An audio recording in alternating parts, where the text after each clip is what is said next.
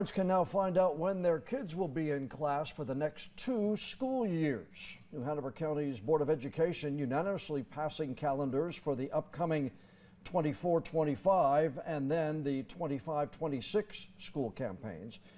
As of now, the end of grade testing dates will remain the same as they are now, but board members said they could revisit that issue in the future if it's necessary. The board also approved students having the day after Halloween off and making that a teacher work day.